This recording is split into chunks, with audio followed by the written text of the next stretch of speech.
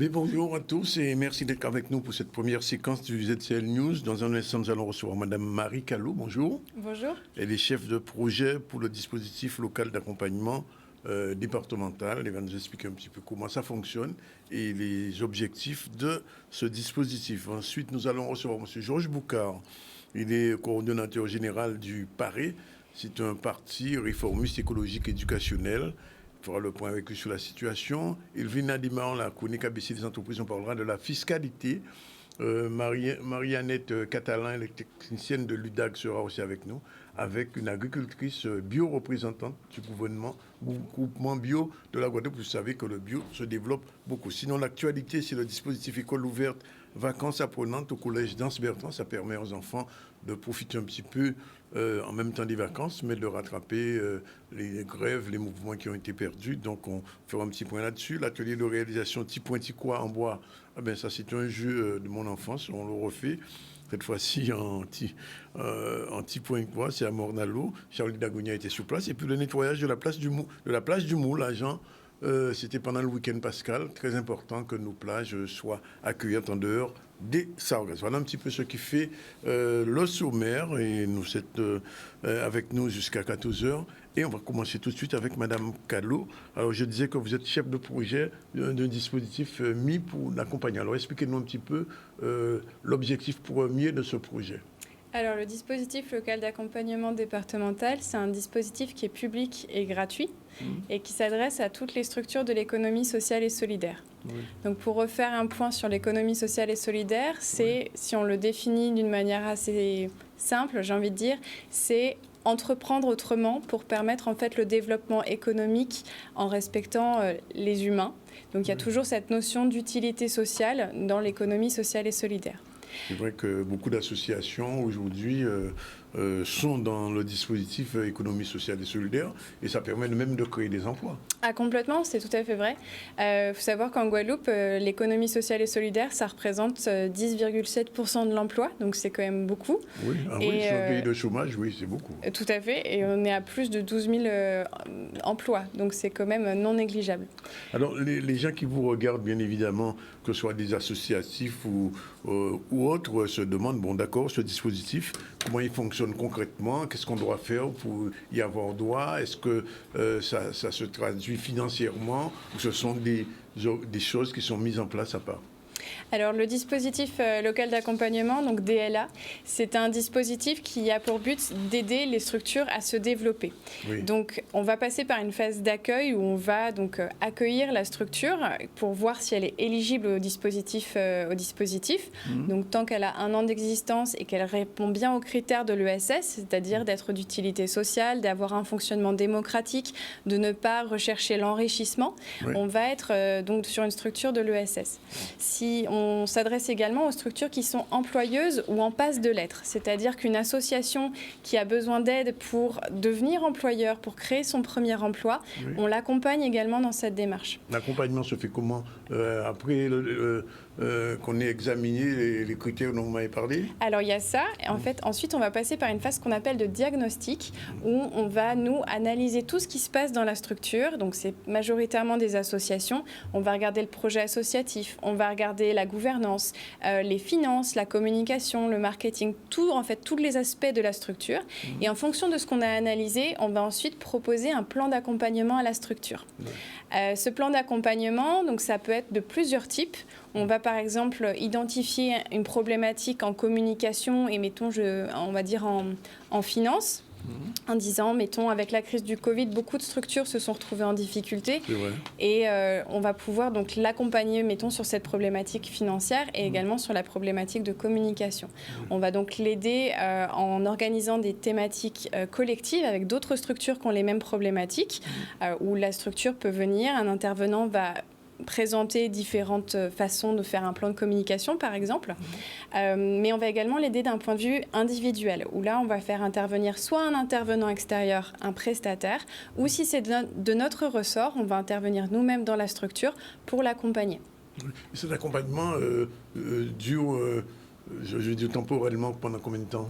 Ben, ça dépend. En fait, il n'y a pas de notion de contrat, j'ai envie de dire. C'est-à-dire que si la structure a besoin d'aide, généralement un accompagnement par un prestataire, c'est sur une durée de 3 mois. Oui. Mais on a des structures qu'on accompagne depuis plusieurs années et qui reviennent nous voir au bout de 2 ou 3 ans en disant bah, très bien, vous m'avez accompagné pour avoir mon premier emploi, maintenant j'en ai 10 et j'ai besoin de mettre en place j'ai besoin de changer d'échelle, j'ai besoin de créer une nouvelle filiale, j'ai envie de m'implanter autre part, j'ai besoin d'un nouvel accompagnement, il n'y a pas de souci, on accompagne à nouveau.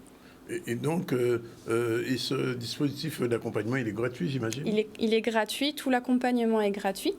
Donc c'est vraiment intéressant pour les structures.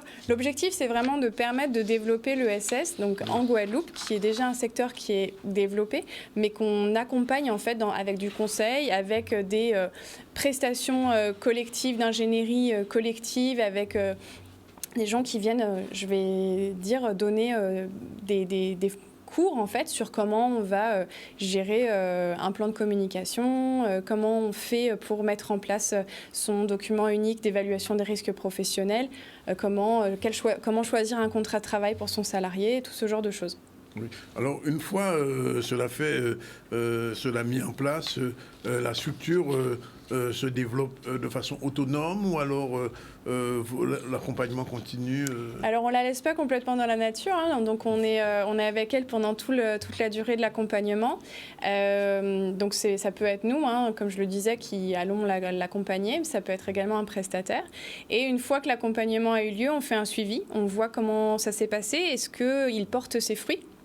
Et on va faire un suivi 2 ans après. Alors, on peut rester en contact pendant ce temps-là, mais on va faire un suivi de toute façon 2 ans après pour voir comment va la structure, si ça a porté ses fruits et s'il y a besoin d'un nouvel accompagnement. Alors, on prend un petit peu à l'envers.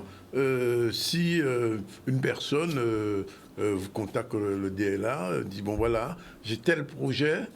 Pour l'instant, je suis tout seul, mais je vise à créer, je sais pas moi, une boutique alimentaire de soutien ou alors un restaurant ou quelque chose comme ça. Mais dans le cadre de l'ESS, comment le DLA intervient à ce moment-là? Alors, mettons, c'est, on va dire, une association qui est une épicerie solidaire qui aurait pour projet de mettre en relation des agriculteurs avec des personnes. À ce moment-là, donc, nous, on va aller dans la structure, on va regarder comment ça va, comment elle s'est organisée et pour voir ses forces, ses faiblesses, les opportunités, les menaces qu'elle peut rencontrer. Et à partir de là, on va donc par exemple lui proposer de faire intervenir un prestataire pour faire une étude de faisabilité, pour vérifier qu'il y a bien un marché pour ce genre de choses, oui. Et puis pour l'aider ensuite sur quelles sont les démarches, mettons, légales à faire pour pouvoir monter à bien son projet. Alors, on peut trouver aussi une association qui a créé peut-être 2 ou 3 emplois, mais enfin, ça ne fonctionne pas trop bien parce qu'on n'a pas tous les financements nécessaires. Vous faites un diagnostic de l'association à ce moment-là par rapport aux emplois créés? Alors tout à fait, et vous soulevez une question qui est intéressante, celle des financements, parce que c'est une question qui est centrale pour les associations et pour toutes, je pense pour tout le monde d'ailleurs, mais pour les associations particulièrement. Et cette question-là, justement, nous, on va beaucoup, en ce moment, on accompagne beaucoup de structures sur la diversification en fait de leur financement pour assurer justement la pérennité des emplois et leur possibilité de créer de nouveaux emplois. Ouais. Donc, c'est-à-dire une association qui va dépendre beaucoup des subventions. On va également proposer de regarder s'il n'y a pas la possibilité de développer de nouvelles activités, de comment faire, de calculer le chiffre d'affaires prévisionnel, tout ce genre de choses, et de voir si c'est faisable. Et quel type de structures sont touchées, enfin, peuvent contacter le DLA? Alors, donc, toutes les structures de l'économie sociale et solidaire, donc, ce sont les associations, ce sont les coopératives, les mutuelles ou les entreprises commerciales qui ont un agrément qui s'appelle l'agrément ESUS, qui veut dire entreprise solidaire d'utilité sociale, ce qui veut dire en fait qu'elles répondent aux critères de l'économie sociale et solidaire. Oui. Donc, toutes les structures, à partir du moment où elles ont 1 an d'existence, qu'elles font partie de l'ESS et qu'elles sont employeuses ou en passe de l'être, elles peuvent nous contacter et on peut les accompagner. Et donc, le DLA est présent en Guadeloupe depuis longtemps? Ça fait depuis 20 ans qu'on est présent en Guadeloupe. C'est un dispositif qui a été créé en 2002 par l'État et par la Banque des Territoires. Et, BGE, c'est ça? Pardon? La BGE? Oui, c'est la structure qui porte le DLA en Guadeloupe donc depuis 20 ans, donc depuis près de 20 ans. Écoutez, il reste peut-être à savoir comment vous contacter ou contacter la structure qui initie toutes ces aides, tous ces accompagnements. Alors, vous pouvez contacter donc, le DLA à travers la BGE, qui est donc la structure qui porte le dispositif sur le territoire guadeloupéen, donc au 0590 48 00 70, ou alors par email à l'adresse suivante DLAD. Majuscule ou minuscule? Minuscule, oui. 971. DLAB? DLAD, comme département. DLAD. Oui, DLAD. Oui. 971, arrobase BGE Guadeloupe. BGE en majuscule. Toujours en minuscule. Oui. BGE Guadeloupe-IDN. Guadeloupe en toutes lettres ou... Oui, en toutes lettres. BGE Guadeloupe. IDN. IBM. IDN, comme IDN. Île du Nord. Oui, d'accord. .com. C'est long comme adresse, hein? Oui. Alors, je reprends, DLAD 971 @bgeguadeloupe-idn.com. C'est ça. Voilà. Écoutez, Madame Callot, on vous remercie. J'espère que les associations, les responsables d'associations qui nous regardent en ce moment vont se dépêcher de vous eh bien, n'hésitez pas. Contacter et voir un peu comment sortir quelquefois de l'obscurité, puisqu'il y a beaucoup d'associations qui fonctionnent, mais qui n'ont pas les moyens de leurs objectifs, et peut-être que par ce biais-là, c'est peut-être possible. En tout cas, merci d'être venu. Eh bien, je vous en prie, merci à vous de m'avoir reçu. 12h50. On revient au dispositif École ouverte, vacances apprenantes au Collège d'Anse Bertrand. Charlie Dagonia, reportage, on regarde. Des volontaires, que ce soit les élèves ou que ce soit les équipes encadrantes. On fait aussi appel à des intervenants extérieurs, comme l'artisan qui a travaillé sur les calebasses au départ pour les préparer, pour pouvoir ensuite les décorer. Et ce sont différentes disciplines qui peuvent être utilisées dans ce cadre. Ici, on est évidemment sur les arts plastiques, mais c'est le développement durable, c'est tout ce qui est sciences et vie de la terre, c'est le sport, c'est le français, ça peut être les maths. Donc on a tout un ensemble d'actions, puisqu'on a 14 établissements sur l'académie qui sont mobilisés autour de ces vacances apprenantes. Alors le programme d'aujourd'hui, c'est qu'on va dessiner sur des calebasses et des galets et produire une BD pour promouvoir le développement durable et pour montrer qu'on n'a pas besoin d'importer des trucs jusqu'en Chine et qu'on peut utiliser des trucs de chez nous. Et pour par exemple les calebasses, on a fait en sac. Lorsqu'on habite à Anse Bertrand, c'est une commune isolée, loin de tout. Le premier centre culturel se trouve à 30 km par exemple. Les familles n'ont pas toujours l'occasion de faire sortir les enfants. Si bien que, je prends un exemple, on a des enfants qui ne connaissent pas le pont de l'Alliance. Donc, notre programme toute l'année, c'est de faire découvrir aux élèves leur environnement. C'est-à-dire dans ce collège, on ancre l'enseignement dans l'environnement. C'est vrai qu'il y en a certains qui viennent juste pour demain parce qu'on va faire un petit peu d'activité comme tout le monde adore. Mais ce qu'on fait aujourd'hui, c'est bien, c'est agréable de faire ce qu'on aime, quoi. Et voilà, c'est pour ne pas s'ennuyer quand on est chez soi aussi. Il faut rester avec ses amis, même si on ne peut pas tout faire dans le collège, mais au moins faire des activités avec nos amis, partager ce qu'on a avec, ce qu'on fait. Moi, c'est parce que j'aime bien la peinture, tout ce qui est dessin, créativité. Aussi, demain, on va faire du kayak à Morne-à-l'Eau. Moi, c'était pour pas rester sur les écrans parce que ici, on est avec la nature, on peint avec nos amis et forcément à la maison pendant les vacances, on reste sur les tablettes, les téléphones et c'est pas très pratique. En fait, ce sont les établissements qui déposent des projets et font des demandes de financement puisqu'on a des budgets qui sont dédiés autour des vacances apprenantes. Et là, ça nous permet évidemment de venir en soutien et d'organiser ces différentes activités. On a déjà 12h46 minutes, on prend un petit peu d'avance sur notre programme. On va tout de suite prendre la première pause. On se retrouve dans la deuxième séquence dans un instant avec Georges Boucard. Voilà, c'est la deuxième séquence du ZCL News. Je vous l'ai dit, on va recevoir le grand patron du Paris. Je parlais de Georges Boucan, il est avec nous. Bonjour. Bonjour Danick, bonjour aux auditeurs de Canal 10 et bonjour à la Guadeloupe tout entière. Alors, je vous ai fait venir parce qu'il est toujours intéressant d'avoir le point de vue d'un observateur attentif de la situation en Guadeloupe. On a passé la période de la pandémie, on a passé la période de mobilisation. Bon, qui continue, puisque demain, en France, il y a une manifestation. En France, on voit bien un peu tous les blocages qui se font par rapport à la loi sur les retraites. En Guadeloupe, ça n'a pas encore le même impact, mais enfin, quand même, ça bouge en Guadeloupe. Quelle est l'analyse globale qu'on fait de la situation en Guadeloupe d'abord, puis on parlera de la France ensuite? Alors, sur le plan de la Guadeloupe, il y a effectivement la mobilisation sur la retraite n'a pas le même impact, parce que le Guadeloupéen qui a du bon sens, il sait que nous partons généralement, en moyenne, les chiffres statistiques le montrent, à 64 ans, pour des retraites de très bas niveau. Donc, on subit déjà, on est même les précurseurs de cette retraite, parce que généralement, le Guadeloupéen part à 64 ans, selon les chiffres des dernières études. Mais cette retraite, elle est profondément injuste. Et on ne peut pas gouverner contre son peuple, si on revient à la situation plus générale de la France continentale.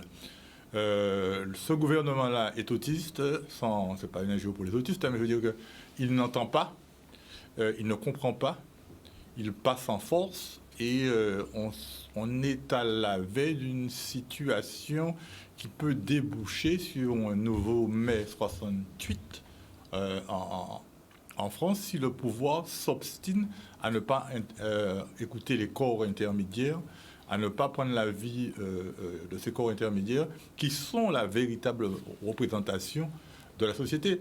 En effet, un représentant syndical, je prends par exemple, pour revenir au local, à la centrale UGTG de la Guadeloupe. L'UGTG à la Guadeloupe a été élu par un corps électoral qui est équivalent au corps électoral lors des élections professionnelles du corps électoral citoyen qui s'exprime lors des élections municipales, par exemple. C'est exactement pareil. Donc, ils n'ont pas moins de légitimité que les représentants politiques. Il faut bien que les représentants politiques se mettent ça dans la tête. Aujourd'hui, quand vous avez en face de vous M.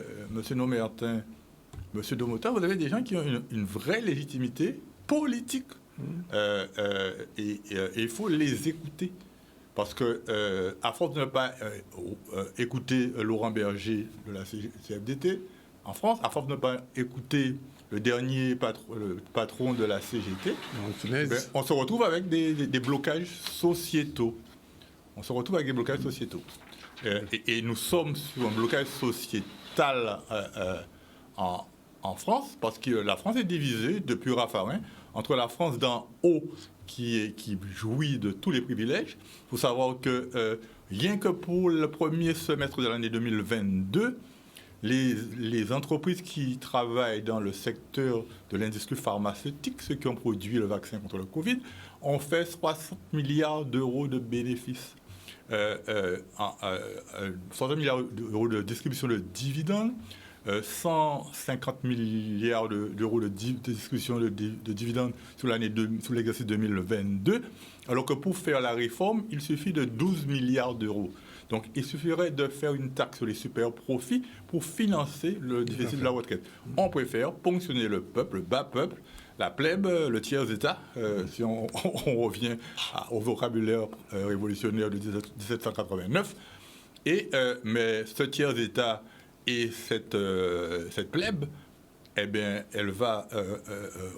c'est un réflexe, hein, parce que la résistance à l'oppression est un droit naturel, et elle va s'exprimer de plus en plus fort et de manière de plus en plus violente dans les rues de Paris, et peut-être dans les rues de la Guadeloupe, parce que je reviens de Blanchard, là. Moi, j'ai vu une expression spontanée de barrage, de pneus enflammés. Et il ne faut pas croire que la cendre ne couvre pas aussi, le feu ne couvre pas aussi sous les cendres de la Guadeloupe. Hein. Ce qui s'est passé à Pointe-à-Pitre très récemment montre que la situation ne serait qu'un calme apparent. Oui, justement, je voulais qu'on y revienne un peu parce que en Guadeloupe, alors, bon, je ne vais pas faire la litanie des problèmes qui existent, on les connaît, problème de l'eau, problème du chômage, etc. J'ai le sentiment quand même que notre classe politique n'arrive pas à sortir la Guadeloupe de son trou. Enfin, j'utilise volontairement ce mot puisque nous, en période arabe, nous avons tout arabe et on n'arrive pas à sortir le pays. Mais moi ça, Halas dit ces politiques-là, parce qu'on côtoyer de près par le métier, moi, Halas dit qu'il faut bien comprendre que nous en bouteille à Étienne. Aujourd'hui-là, la Guadeloupe est un pays bloqué. Bloqué parce que nous ne pouvons pas affronter les problèmes du temps, c'est-à-dire transport, déchets, vieillissement de la population, formation professionnelle de la jeunesse, retour de nos jeunes diplômés dans le pays, parce qu'on ne bâtit pas un pays sans sa jeunesse. On a énormément de soucis et la classe politique continue à mettre ces problèmes-là sous le tapis. Mais à force de les mettre sur le tapis, ça forme un tas. Et un jour, nous tous collectivement, comme des imbéciles, comme le disait Martin Luther King, nous périrons. Donc, il est temps que nous organisions des états généraux de la Guadeloupe qui se questionnent sur son développement pour aller dans une vision de Guadeloupe 2030. Où on oriente la Guadeloupe, avec quelle vision politique. Et moi qui suis un écologiste convaincu, je n'utilise plus le mot de transition écologique. La transition, ça veut dire qu'il faut encore transiger, qu'il faut encore attendre, alors que nous sommes déjà dans une impérieuse nécessité de mettre en place, de faire de l'écologie politique la matrice de nos institutions, parce que là encore, nous périrons tous comme des imbéciles, parce que le problème écologique, il est prégnant. Il est même plus important que le problème de la retraite, il est plus... Là, on va respirer. L'air pollué, ou pas prévoir, chaque monde qui prévoit à sauver eux. Donc, et on voit bien que les problèmes de réchauffement climatique ne sont pas une vue de l'esprit. Il a fallu quelques mois de confinement pour voir la nature reprendre ses droits sur la planète Sainte-Anne, par exemple. On voit que les traits de côte reculent, on voit que des espèces disparaissent. Et nous, on ne s'en préoccupe pas. Notre classe politique ne fait pas un moment pause et qu'on se mette tous autour de la table, corps constitué, société civile, dans un congrès élargi pour que nous tracions un projet. Et c'est ce projet-là qui va fixer les institutions et qu'on soumettra au peuple par voie référendaire pour qu'il se prononce sur ce projet-là, pour faire évoluer les rapports entre une France continentale qui est à 8000 km et nous, Guadeloupéens, qui sommes naturellement dans un bassin caribéen. On peut nier la géographie, on peut nier l'histoire, on ne peut pas nier la géographie. Mais alors, je vous pose la question, vous avez dit que quelquefois vous êtes très proche des politiques, vous les côtoyez.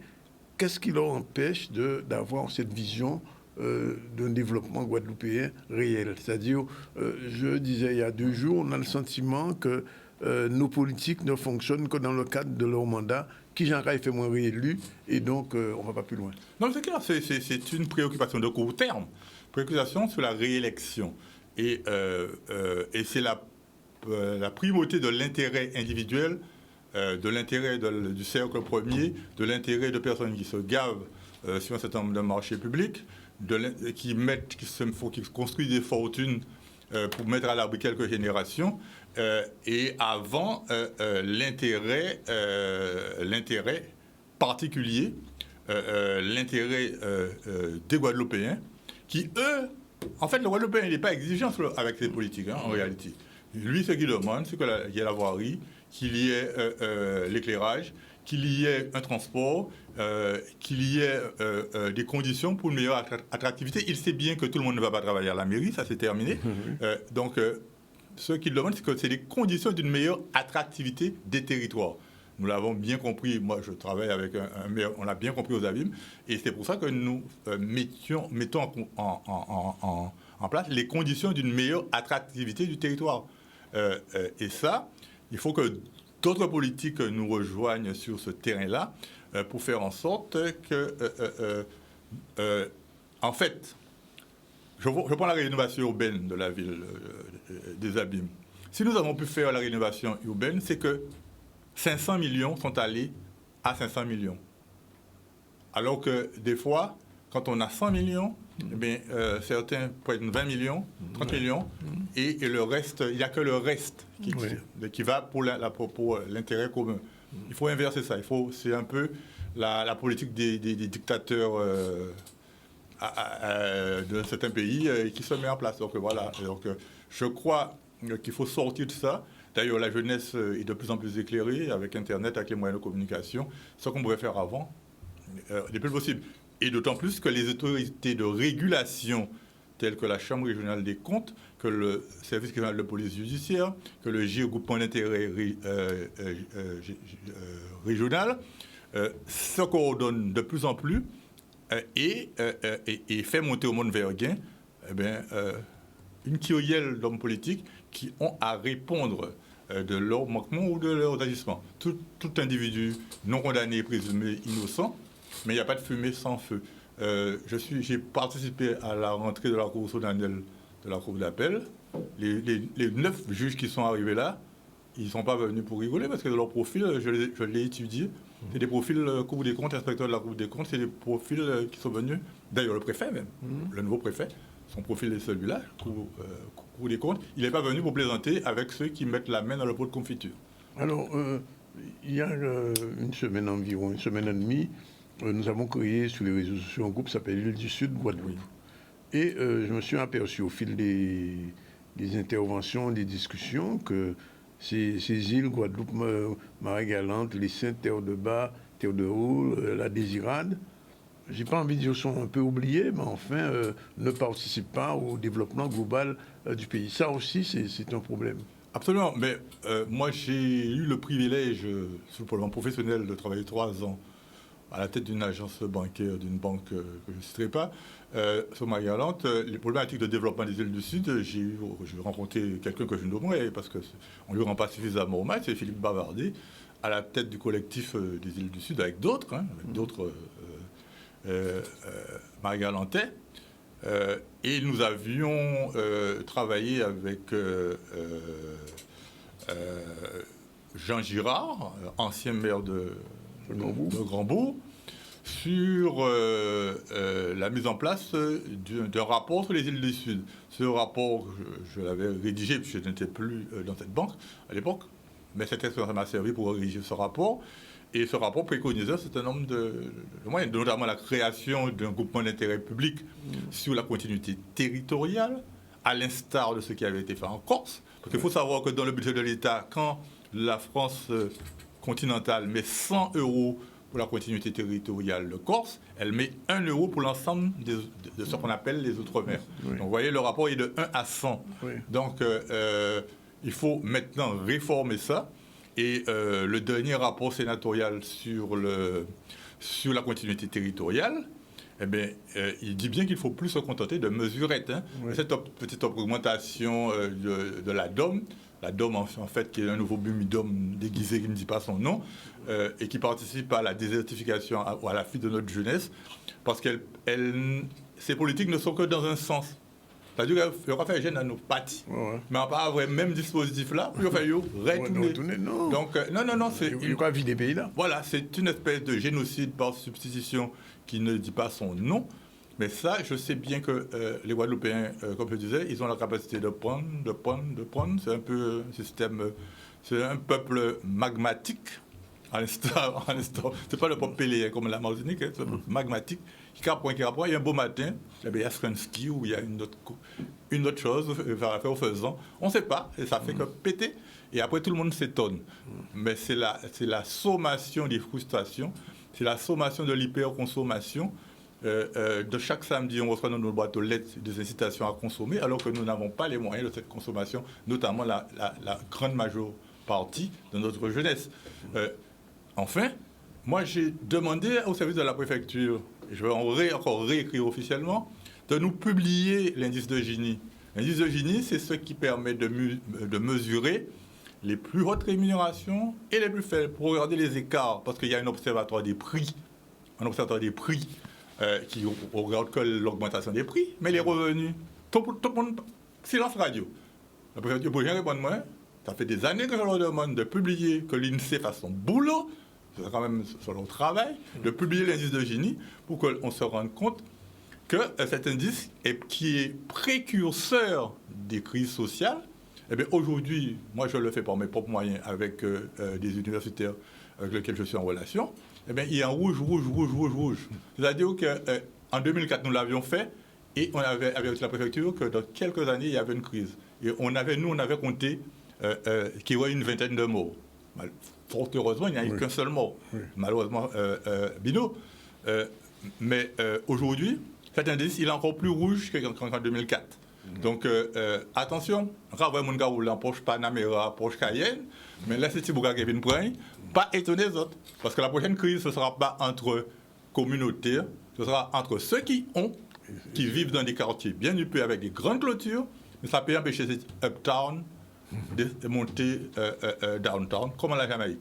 Alors, il faut bien qu'on se mette dans la tête que le pays vit sur un volcan, et qu'on a tous intérêt collectivement à se mettre autour de la table, organisation représentative, organisation politique, pour faire un grand débat guadeloupéen sur la Guadeloupe telle qu'on la veut dans les années 2030-2050. Si nous ne faisons pas ça, nous allons dans le mur. Tout à l'heure, nous aurons la chronique ABC Entreprise avec notre collègue Emilia Dimao qui est là, que je salue. Bonjour. Bonjour, Danick. On va parler de la fiscalité. Et moi, je voulais venir avec vous, M. Boukao, sur une question qui est un petit peu paradoxale.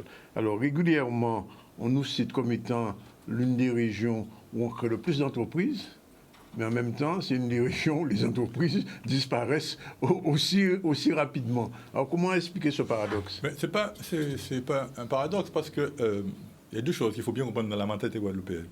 Le Guadeloupéen, c'est un Michel Morin, dans l'âme. C'est-à-dire que quand il travaille pour lui-même, c'est un des meilleurs entrepreneurs au monde. Il a cette capacité à travailler pour lui. Quand il travaille pour un autre, l'atavisme travail à Blanc-là revient systématiquement. Et ça crée dans les rapports sociaux des tensions. Il faut travailler sur ça. Moi, j'ai eu la chance de travailler sur des gens qui avaient un regard extérieur sur notre pays. Parce qu'il ne faut pas faire l'économie d'aller voir, de faire des personnes qui ne sont pas du pays examiner notre société. J'ai eu la chance de pouvoir faire ça. Et leur conclusion, c'est qu'effectivement, le travail autoproducteur du Guadeloupéen, il est performant. Le travail, quand il travaille pour une entreprise, il n'est pas performant parce qu'il y a toujours cette dette, entre guillemets, cette injustice primale qui fonde nos sociétés sur lesquelles on n'a jamais réparé, parce qu'on a indemnisé nos bourreaux et on nous a mis dans le salariat. Et on continue, et la composition sociologique du pays est basée sur une injustice de race, une injustice de classe qui perdure.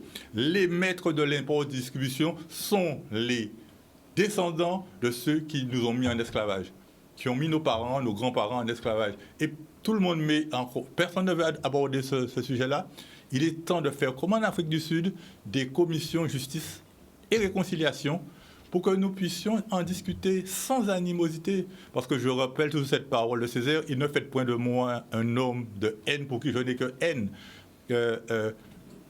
Il faut que ses descendants acceptent de faire ce débat-là avec toutes les composantes. Il ne faut pas avoir peur des statistiques ethniques. Il ne faut pas avoir peur de mettre en place des politiques de discrimination positive pour réparer. On ne fera pas l'économie de la réparation. Tant que nous ne ferons pas cette réparation, il ne peut pas y avoir de paix sociale, il ne peut pas y avoir de confiance réciproque des acteurs sociaux, parce que ça revient. Qu'il y a des pignons pour l'entreprise, l'État blanc avec la carabine. De toute façon, parce que ça atavique, parce que nous avons quand même dans notre ventre de ce qui nous fonde cette injustice qui est là et qui n'a jamais été purgée. Parce que scientifiquement, il est prouvé que par la génétique, que les gènes ont une mémoire. Oui. Plus de mémoire. Et cette mémoire-là, elle est là, donc on ne peut pas faire l'économie. La loi Taubira est une loi mémorielle, ce n'est pas une loi qui parle de réparation. Il faut réparer. Et moi, je lance un appel solennel à l'ensemble de la classe politique, à la société guadeloupéenne, à nous, si c'est au tabla, pour nous parler de justice et réconciliation et de réparation. Donc ça signifie que créer une entreprise en Guadeloupe, c'est un problème? Ce n'est pas un problème, mais il faut avoir ça en tête. Et c'est pour ça que je dis à ceux qui viennent, d'ailleurs, les exogènes, le coderme blanc, pour parler simplement, et quand ils se débarquent ici, je leur dis, vous avez deux possibilités. Soit vous arrivez avec un verre plein de votre suffisance eurocentrique, de votre prétendue supériorité européenne, et vous allez repartir vide. Parce que, OK, nous, ici, nous travaillons pour repartir vide. Soit vous arrivez à un verre vide, et vous voulez apprendre de nous. Vous voulez comprendre notre culture. Vous n'êtes pas eurocentré, vous êtes dans un environnement caribéen, vous comprenez notre musique, vous comprenez qu'on puisse aller à la plage, que nous puissions aller à la plage en mettant de la musique, que nous puissions manger crabe, que nous puissions à Pâques, que nous puissions faire des ordres, que nous bouillons, parce que c'est naturellement comme ça, que nous puissions aller fort. Et vous acceptez notre culture, et vous allez repartir enrichis. Et j'ai des amis qui ont fait cette expérience-là, dont les enfants sont allés dans l'île Rose. Bon, le Goderme, hein, ils vont dans l'île Rose, ils vont en veiller, ils se sont intéressés à la culture, et maintenant, ils m'ont dit que ça leur a donné un avantage sur le management, maintenant qu'on appelle le management interculturel. On comprend mieux, parce que la force du Guadeloupéen, la force du Martiniquais, la force du Réunionnais, c'est qu'on n'est pas, nous, on n'est pas dans un. On est dans une culture multiple, on est dans une culture arc-en-ciel. Nous sommes le produit de plusieurs cultures et nous sommes mieux adaptés, je le dis, mieux adaptés aux problématiques de la mondialisation, du tout monde des droits glissants, que les Français qui n'ont qu'une souche, on l'a pour voyager, on l'a pour rien prendre l'avion. Parce que moi, j'ai fait mes études à Caen. Hein. Moi, j'ai vu des fermes, sol battu. Hein. C'est pour ne monter Paris.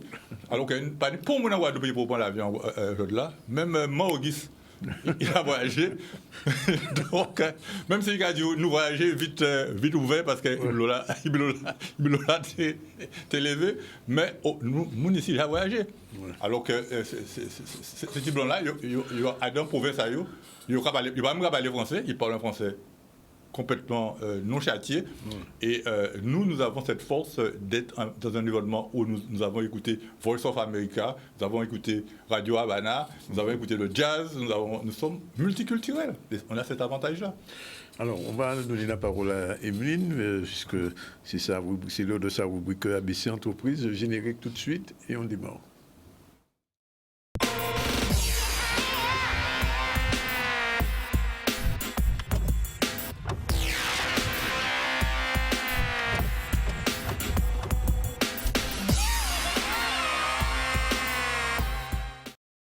Emeline, bonjour.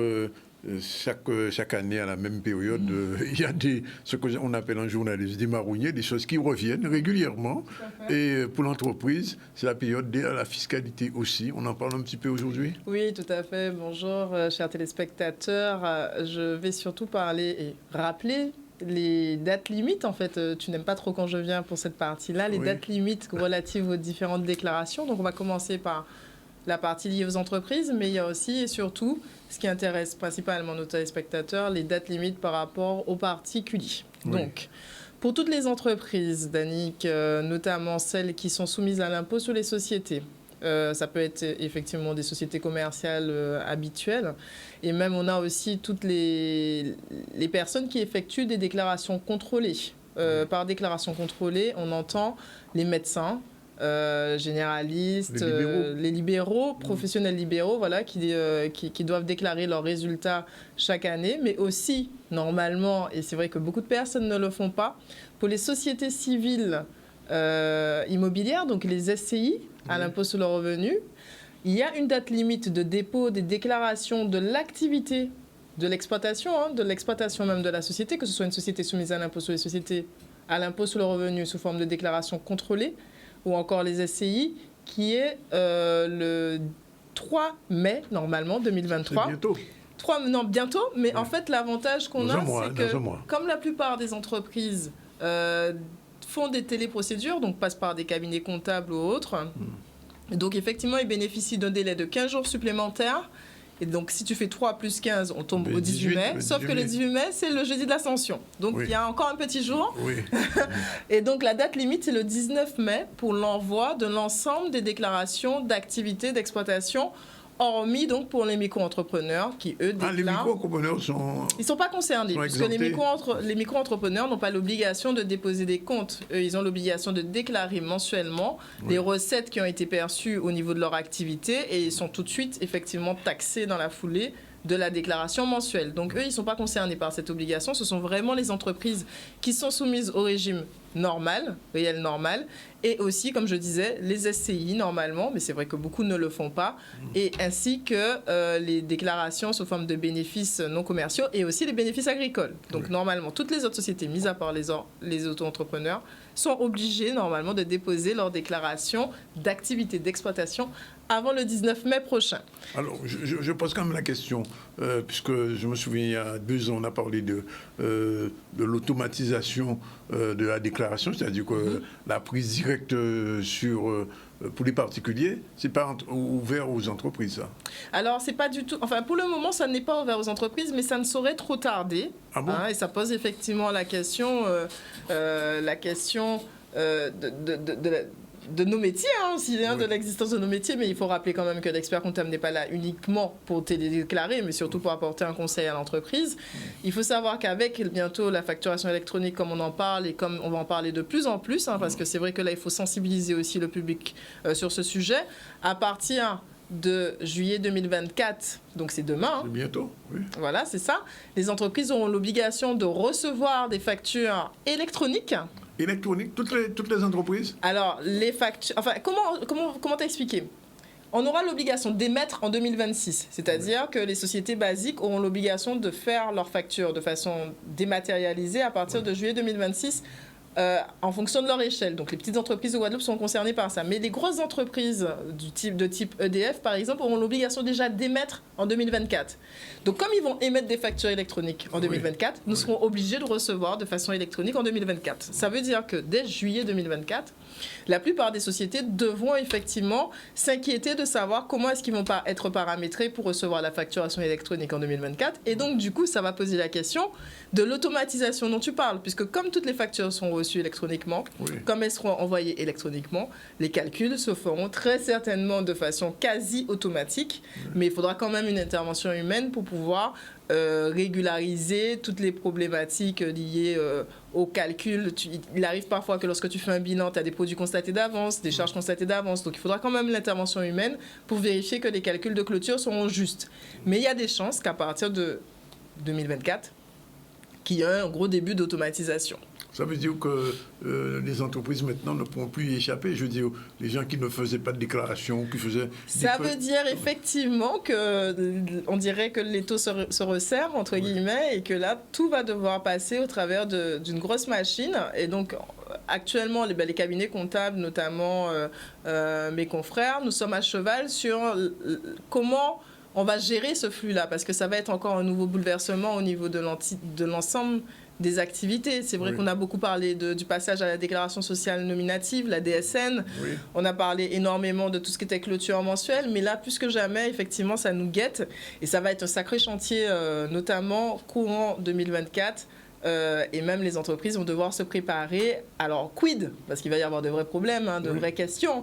La marchande qui vend à mon restaurant le poisson, je ne sais pas comment ça va être géré, puisque la marchande n'a pas nécessairement de facturier. Mais non, justement.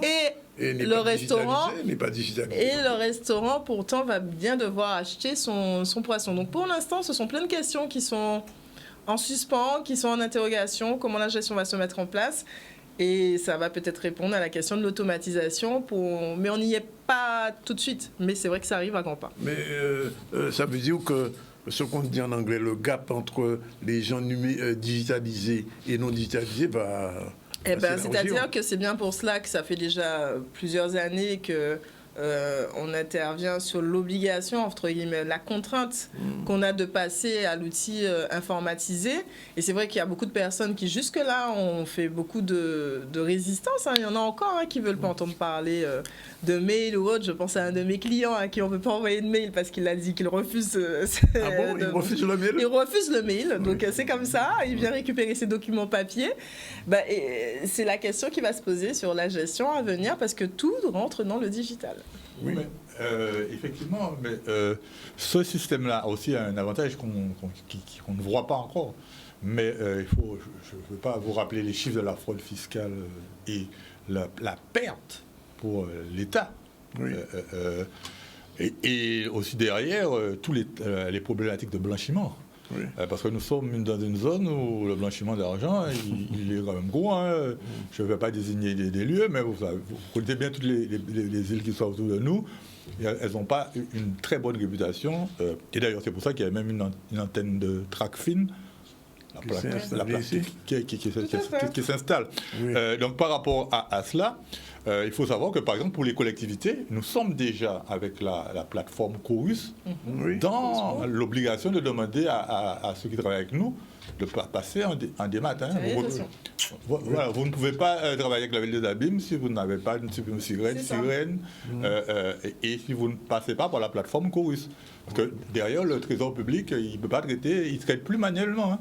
Il traite avec des nouveaux demandements, avec une origine numérique. Donc ce mouvement-là, il est inéluctable, parce que derrière, il y a aussi une volonté internationale de régulation des trafics en tout genre. Oui, ce que j'allais dire, on n'en parlera pas aujourd'hui, mais il y a aussi la disparition de l'argent en papier. C'est ça, tout à fait, mais c'est-à-dire que tout va être tracé, en fait. L'objectif, c'est un peu celui qui a été énoncé un peu avant. C'est vraiment de maîtriser toute l'économie en tant que telle, l'ensemble des flux financiers, et que du coup, en fait, on n'ait plus la main de façon manuelle sur l'ensemble des opérations qui sont effectuées. Donc c'est vrai que là, ça va être un détour qui va être quand même assez rude à prendre. On n'en parle pas assez souvent et de façon suffisamment prépondérante, mais ça va être quand même assez violent. Parce que là, quand il parle de la plateforme Chorus, c'est une plateforme que nous essayons aussi d'utiliser parfois. Et même là, il y a des bugs. Oui. Donc ça veut dire qu'on va se retrouver encore confronté à la machine qui est la machine informatique, et devoir gérer le fait que chacun comprenne les enjeux liés à ce changement. Donc ça répond à ta question, ça va peut-être pas rassurer nos téléspectateurs dans l'immédiat, mais en tout cas, il y a effectivement ce virage qui est en cours, et il va falloir être très attentif à toute la partie liée à l'actualité sur le sujet, et ne pas prendre ça à la légère, parce que c'est vrai qu'on entend parler de facturation électronique, c'est un peu comme ça, un peu flou, mais on va se retrouver dans un contexte où tout le monde va devoir passer sur la partie dématérialisée. Alors, Emeline rappelle avant de partir quand même que la date limite, la deadline. Donc on a dit que pour les entreprises, c'est le 19 mai, et je vais juste dire pour les particuliers quand même, parce qu'on a l'information, à partir du 13 avril, donc le site impôt.gouv va ouvrir ses portes. Les différents contribuables ont la possibilité de déjà faire leur déclaration d'impôt sur le revenu, ou du moins de valider la pré-déclaration qui sera déjà en ligne. Et on aura, nous, pour les départements d'outre-mer, jusqu'au 8 juin pour finaliser les déclarations d'impôt sur le revenu. Voilà. C'est la bonne nouvelle du jour. En tout cas, merci d'être venu dire ça. Un dernier mot rapidement, Monsieur Boucard. En 2 mots, c'est bientôt les sénatoriales. Vous y pensez quand même Vous savez, notre parti va se réunir et donnera ses consignes pour qui il va apporter son soutien. Nous, en tout cas, nous, le prix sera sous le prix de la compétence. Il n'est plus question d'avoir des sénateurs qui ne sont pas, qui soient arrivés là par cooptation. Il faut des sénateurs qui soient dynamiques, qui aient déjà une certaine expérience et qui aient une certaine compétence. Parce que le Sénat, elle a changé. Il n'y a plus de traîne sénateur. Le Sénat est devenu, c'est la chambre des collectivités, est devenue une institution qui pèse dans la République. On l'a vu pour la loi sur la retraite. Son influence, elle est réelle. Donc nous voulons mettre à la tête de l'institution Guadeloupe pour l'instant dans ces institutions actuelles des sénatrices ou des sénateurs qui sont compétents. Et ce sera le prisme sur lequel le Paris fera une déclaration publique qui il soutient ou pas lors de ces élections sénatoriales. Et vous viendrez ici nous expliquer ça. Tout à fait. Et juste un dernier mot, parce que cette question ne m'a pas été posée. Oui. Et le débat est dans l'air. Alors je dis qu'il n'y a pas de souci. Hein. Le drapeau, on l'a. Hein. Oui. Le drapeau, il est là. Oui. Que chacun se l'approprie. Que chacun le mette sur sa maison, que chacun le mette sur... et notre climat national, on l'a aussi. Il est déjà aux ZCL. Hein, oui, je vois. Donc, il faut qu'on se l'approprie. Oui. Il n'y a pas de honte. Les Corses abordent le drapeau. Les Savoyards, quand ils viennent ici, le mettent sur leur maison. Les Francs-Comtois le mettent sur leur maison ici. Il n'y a pas de raison que nous, Guadeloupéens, nous allons faire des aides, nous paient. Nous pas mettre à les mairies à nous pas mettre. Faut nous faire qu'on les Corses. Oui. Parce que les Bretons aussi. Les Bretons, c'est l'appropriation du pays Guadeloupe. Alors, la Martinique a son drapeau de manière officielle. Oui. Elle a son hymne national. Nous n'avons pas besoin de l'autorisation à les avancer pour nous chanter l'hymne national à nous et pour nous mettre le drapeau à nous. Alors, tout Guadeloupéen, mettez le drapeau à d'autres et mettez t-shirt à d'autres. Pas mettre un pochard. Pas mettre un pochard et exhiber fièrement parce que c'est le drapeau à moi. Merci en tout cas. Il est 13h34. Nous prenons la deuxième pause et on va se retrouver tout à l'heure avec Mme Catalan et Mme Attali. On va terminer avec ces deux invités pour la prochaine séquence du ZCL. À tout à l'heure. News, on va recevoir Mme Marie-Annette Catalan. Bonjour. Bonjour. Avec M. Pélage et Mme Yvelle Attali. Bonjour, merci d'être avec nous. Vous êtes agricultrice bio, oui, représentante du mouvement bio de la Guadeloupe. On revient vers vous dans un instant on prend les dernières informations sur la mobilisation des planteurs de canne. Ce n'est pas encore totalement réglé. On regarde un peu où ça en est. Reportage Michel Depape. Je pense que le mal-être, il est assez général. On est quand même dans une filière qui est compliquée. Et on vient de signer un accord Cannes sur lequel il y a eu des très gros efforts de fait. Honnêtement, je suis là pour défendre personne, mais à la fois la région, l'État, le département, tout le monde a joué le jeu, y compris la sucrerie. Je le rappelle, hein, dans d'autres territoires, il y a eu zéro avancée. Je vais pas, vous savez vers qui je regarde, mais en Guadeloupe, nous avons fait un gros effort. Gardel a fait un gros effort et SRMG aussi. Mais les efforts ne sont pas... évidemment, on n'est jamais satisfait, mais dans une négociation, il faut à un moment donné trouver un consensus et se dire, c'est mieux qu'avant et c'est moins bien que demain.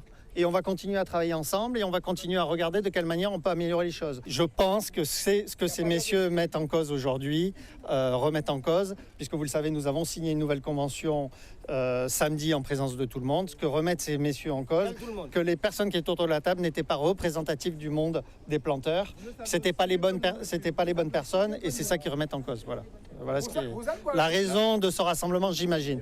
Eh bien là, par rapport à nous tendre à la télé que ces messieurs signent une convention que nous recevons des documents par WhatsApp et que aujourd'hui là, ça nous demande son table ronde. À tous ces gens qui signent bien ça parce qu'apparemment, ça même son montage à chiffre pour nous. Et nous voulons qu'ils expliquent nous tableau ça bien même parce que ni l'argent qu'ils prennent dans l'argent que nous avons ni qui nous avons et qu'ils ne mettent pas ça dans nos nouvelles conventions. Ça pas bon. Et si vous avez signé ça, c'est une responsabilité aussi l'avenir de la filière. Et donc nous allons attendre le directeur là pour faire organiser une table ronde pour nous préciser par les veilles. Ils veulent faire renforcer les marges en campagne là pour eux soi-disant, mais ils savent très bien qu'ils ont même qu'à boycotter ce système là parce qu'ils ont même savaient que le planter pays d'accord avec ça. Ils ont fait comprendre visuellement qu'il y a une augmentation. Ok, ça faut. Tous ces bitins annoncés, c'est déjà qui ont été hannis. Comment non? Mais l'industriel même, quand il mettait dans ça, zéro, tout était à même prix là. Visiblement, la récolte a du mal à démarrer déjà en Guadeloupe. On parlera de Marianne la semaine prochaine. Deux petits mots quand même avec Mme Attali sur ce marché agricole bio. Vous êtes agricultrice bio. Alors, je vous pose la question, pourquoi le bio coûte plus cher en général? Première question. Oui, première question. C'est une bonne question. En fait, les spéculations bio en général coûtent plus cher parce qu'il y a plus de main-d'œuvre déjà. Ensuite, comme nous n'utilisons pas d'intrants chimiques de synthèse ni surtout d'herbicides, beaucoup de travaux se font manuellement. Oui. Donc, avec un petit peu plus de main-d'œuvre. Oui. Mais cela dit, les prix du bio déclinent. En tout cas, au groupement des agriculteurs biologiques de Guadeloupe, nous avons assisté avec mon panier Bio Guadeloupe depuis des ans à une baisse des prix des produits bio. Alors, quels sont les produits bio en termes d'agriculture qu'on peut trouver facilement maintenant sur les marchés, peut-être même dans les magasins spécialisés? Alors, déjà, de façon ancestrale, le marché bio qui existe depuis 1999, qui a été créé par M. Jean-Claude Nonios, ça reste la base en Guadeloupe. Oui. Et nous trouvons maintenant tous les produits maraîchers, y compris l'ananas. Y compris l'ananas maintenant? Y compris l'ananas depuis 3 ans qu'on a fait ce travail au niveau du GDA EcoBio. Nous avons de l'ananas de saison, pas hors saison. Et la pastèque aussi de saison. Et alors qu'avant, l'igname reste toujours saisonnier. Voilà. Ce sont des spéculations maintenant qui sont habituelles maintenant chez nous. Oui. Et on en a même en ce moment. Vous avez dit les gombos, les concombres bio aussi, on peut trouver? Oui, ça c'est la base, concombres, laitue, tomates, actuellement beaucoup de tomates cerises. Et là, vous pouvez en trouver énormément au jardin bio réuni à Convenance Bémao, comme d'habitude, le groupement des agriculteurs. Alors, vous avez le sentiment que quand même le bio se développe depuis quelques années en Guadeloupe, pas seulement au niveau des consommateurs, mais des producteurs? Ah oui, on n'a que 2 chemins parcourus. Moi, je suis agricultrice bio depuis 16 ans. Oui. On a commencé, on était 15, maintenant on est 334. Donc, voilà, c'est pas... C'est incommensurable le développement. Alors, ça veut dire que samedi 15, quand on viendra sur le site de l'UDCAG, tout sera bio ou bien c'est une partie? Non. Alors, de temps en temps, tout sera bio. Enfin, nous avons notre marché ancestral tous les mercredis. Et des fois, on délocalise. Et là, en l'occurrence, le 15 avril, on sera au sein de l'UDCAG et tous les produits seront bio et tous les agriculteurs qui seront là viennent du groupement des agriculteurs biologiques, le GDA EcoBio, et nous allons pouvoir offrir à la population du Lamentin et de façon générale toute la zone Lamentin, Sainte-Rose, un beau panel de produits issus de l'agriculture biologique certifiée. Et visiblement, il y aura une démonstration parce qu'il y aura du compostage aussi. Ah oui. En fait, l'idée première, c'était vraiment d'emmener le jardin bio aux Guadeloupéens et aussi de leur apprendre surtout à faire, je ne dirais pas comme nous, mais en tout cas s'en approcher. Et ça, c'est notre action au niveau du GDA EcoBio pour pouvoir démocratiser l'agriculture issue de l'agriculture biologique. Oui. Et expliquer la bioprotéine.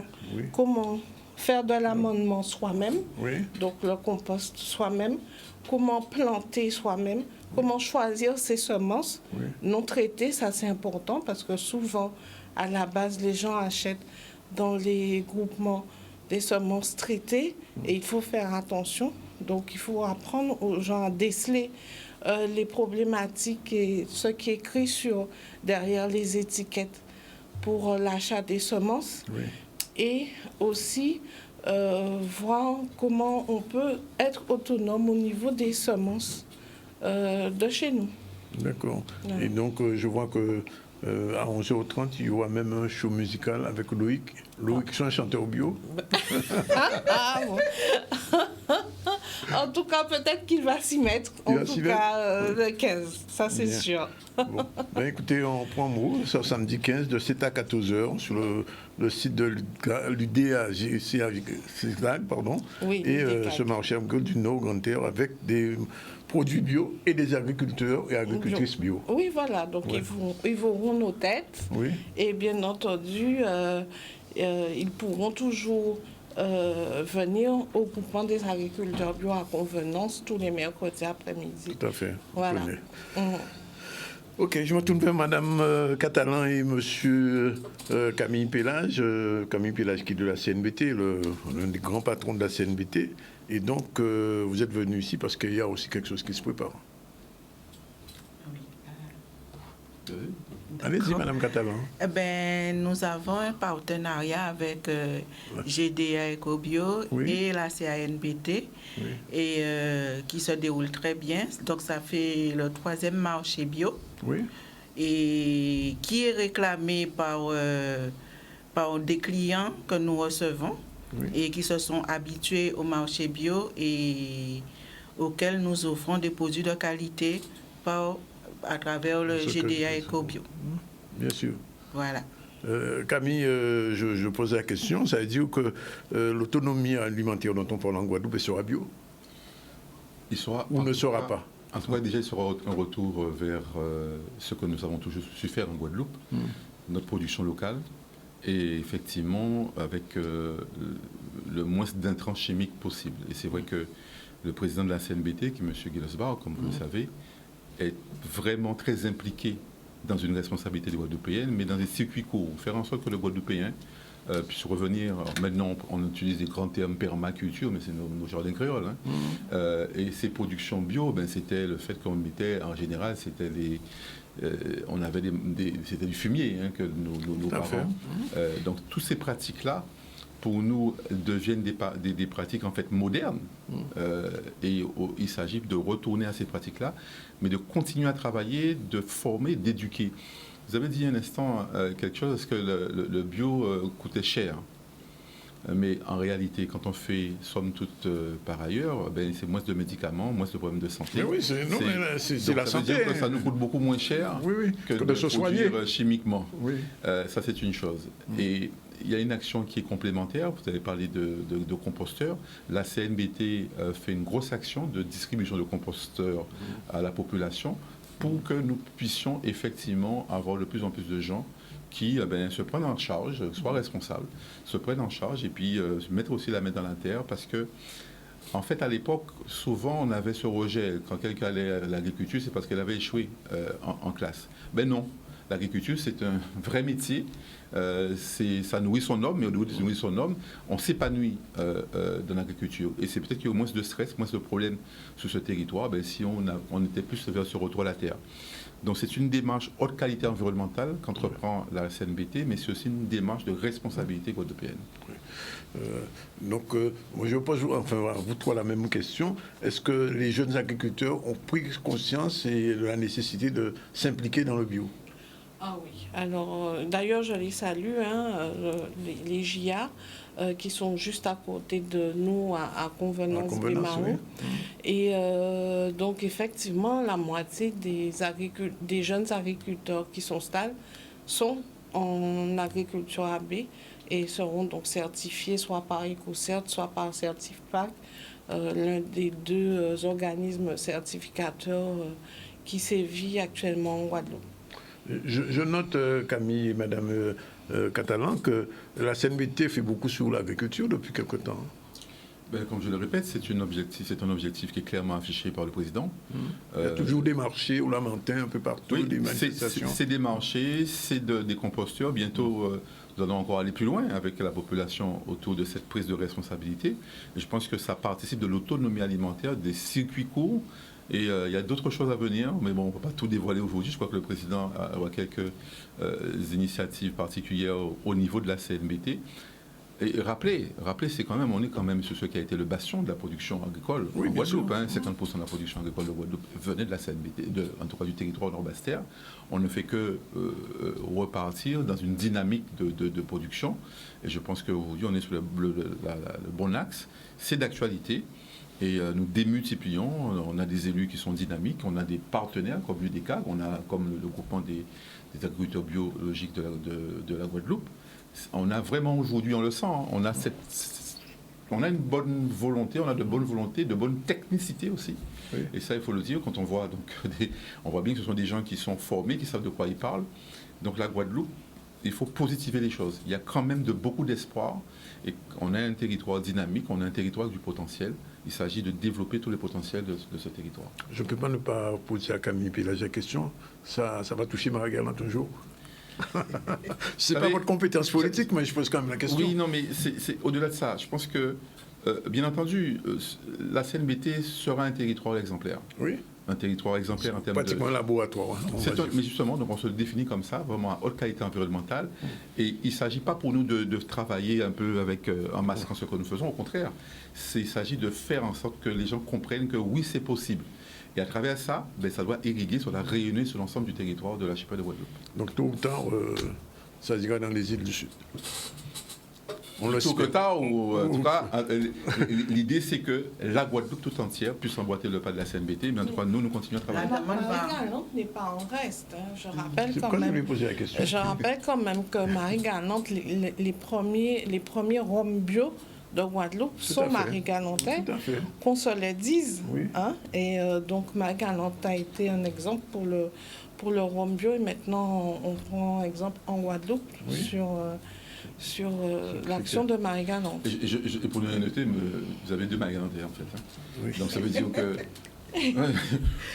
donc c'est bien que voilà, c'est mieux quand les autres le disent. Non, j'ai bien compris, Camille, j'ai bien compris. Une dernière question, Madame Catalan, quand même. Vous êtes technicienne. Est-ce que vous sentez quand même que la formation, ça avance, la technicité, ça avance dans ce domaine-là? Bien sûr.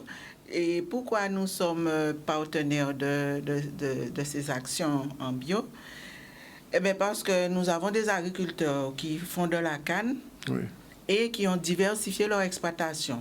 Et ces planteurs-là se trouvent à GDA et EcoBio également. Oui. Et c'est en ce sens qu'au départ, quand l'UDECAG a changé de local, on a créé le marché pour donner à nos agriculteurs qui font de la canne et qui veulent faire autre chose l'occasion de s'exprimer et de pouvoir vendre en direct les productions hors canne. Et c'est chemin faisant, on s'est associé avec GDA EcoBio et la CANBT a eu comme mission de promotionner l'agriculture durable. Oui. Donc, c'était une bonne occasion pour pouvoir emboîter le pas et tirer tout le monde vers cette agriculture propre. Alors, le seul problème qui va rester à résoudre, c'est la redistribution des terres. Du foncier. Ça, c'est une autre question. On n'abordera pas aujourd'hui. Le foncier est une grosse problématique chez nous. Je sais. Et un sujet très délicat. Je sais. En tout cas, merci d'être venu. Alors, on rappelle donc samedi 15. Oui, samedi 15, nous attendons tout le monde au Lamentin, à Caillou. Oui, à Caillou, comme d'habitude, oui. On tourne sur la gauche, à l'UDECAG. Les agriculteurs bio de Guadeloupe seront présents. Oui. Et vous attendent nombreux dès 8 heures. Hein. Dès 7 heures à 14 heures. Et mes collègues Christophe Latchman seront là pour apporter sa technicité. Oui. Et puis Luigi Batke Pépinière et puis surtout Balagne seront là pour aider, accompagner les clients qui le veulent à apprendre à planter en ayant les précautions d'usage pour l'agriculture biologique. Vous serez là aussi, madame bien sûr, parce que et la CNBT sera là. C'est nous qui accueillons. Oui. Donc, dès 6 heures, nous sommes présents pour que les exposants s'installent. Et après, nous accueillons les clients à partir de 7 heures. Le rendez-vous est pris, voilà. C'est fini pour aujourd'hui pour le ZCL News. Je rappelle qu'en début de ZCL, on a reçu Mme Marie Caillot, chef de projet pour le dispositif local d'accompagnement départemental. C'est un dispositif mis en place pour aider les associations qui veulent passer dans ce qu'on appelle l'économie sociale et solidaire. Très important, puisqu'il y a un accompagnement avec la BGE. Ensuite, on a reçu Georges Boukao, qui est coordinateur du PIR. Pareil, il a fait un petit bilan de sa vision de la situation politique en Guadeloupe et économique. Et Mélina Desmar, la chronique des entreprises, a parlé de la fiscalité des entreprises, parce que c'est aussi les dates limites. 19 mai, il faut que toutes les entreprises aient payé ou aient fait leur déclaration. Et puis on a terminé avec Marie-Annette Catalan, avec bien sûr Camille Pélage et Madame Attali. Ensemble, on vous remercie pour cette visibilité, pour être avec nous aussi souvent, de tous les jours, de 12h30 à 14h. Le rendez-vous est pris déjà pour demain, pour une autre série de personnes qu'on va recevoir en direct dans le 7e. Voilà, c'est fini pour aujourd'hui. À demain à la même heure.